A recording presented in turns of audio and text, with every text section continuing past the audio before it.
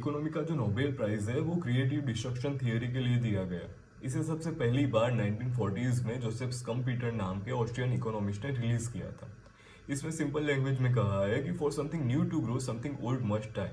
तो ये एक प्रोसेस है जहाँ पे नया बिजनेस, नई टेक्नोलॉजीज या फिर नई गवर्नमेंट पुरानी को रिप्लेस कर देती है और पहले से बेटर होती है। तो क्रिएटिव इसलिए क्योंकि ये नई जो चीज़ आई है वो पहले से बेटर है, पहले से अच्छी है। और डिस्ट्रक्शन इसलिए क्योंकि ये पुरानी जो चीज़ थी उसे पूरी तरह से डिस्ट्रॉय कर देती है।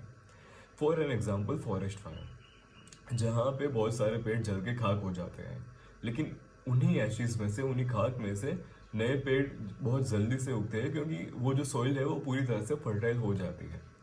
और ये एक डायनेमिक प्रोसेस है और कैपिटलिज्म के लिए क्रिएटिव डिस्ट्रक्शन है वो बेहद ज़रूरी है, क्योंकि इसमें शॉर्ट टर्म में तो नुकसान होता है क्योंकि पूरी जो पुरानी चीज़ें थी वो डिस्ट्रक्ट हो जाती है, वाइप आउट हो जाती है। लेकिन लॉन्ग टर्म में कहीं ना कहीं हम सबको इसका फ़ायदा मिलता है और हम इवॉल्व होते हैं पूरी तरह से। तो ये हर चीज़ में होता है। फॉर एग्जाम्पल, पहले इंडिया में बहुत सारे ऐसे आर्टिजन्स थे, वो हाथ से बहुत सारी चीज़ें बनाते थे।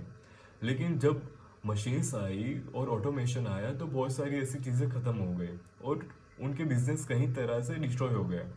लेकिन उसकी जगह पे नए बिजनेसेस भी आई, नई जॉब अपॉर्चुनिटीज़ भी आई और लॉन्ग टर्म में हमारा फ़ायदा हुआ।